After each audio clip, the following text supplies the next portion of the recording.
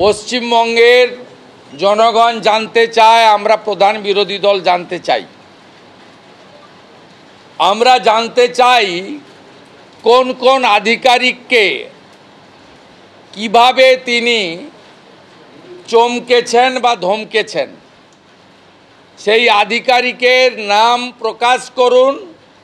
সেই আধিকারিককে দিয়ে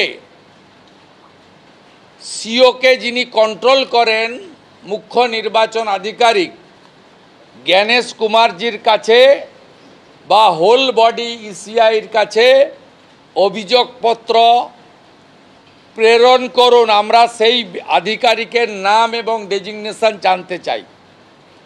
তিনি বিএলও না বিডিও না ম্যাজিস্ট্রেট না এসডিও না এডিএম না ওসি ইলেকশন না ডিস্ট্রিক্ট ম্যাজিস্ট্রেট, আমরা এটা জানতে চাই।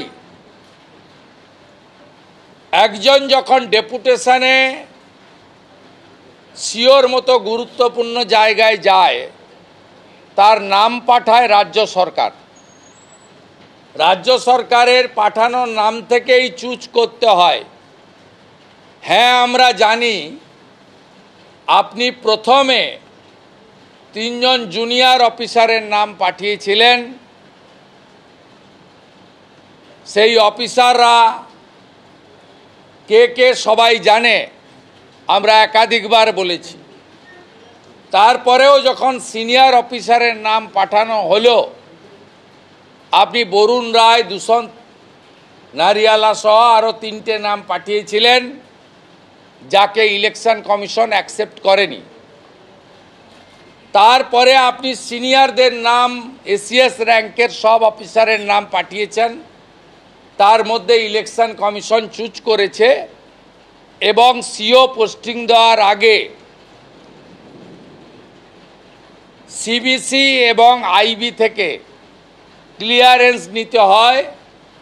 এটা আপনি না জানলেও 14.5 বছর মুখ্যমন্ত্রী করার পরেও আপনার ডান দিকে যিনি বসেছিলেন মনোজ পন্থ, তিনি জানেন, বা আপনার যে জোড়া অ্যাডভাইসার আছে আলাপন বন্দ্যোপাধ্যায় অথবা হরিকৃষ্ণ দ্বিবেদী, এরাও আপনাকে অ্যাডভাইস দিতে পারত।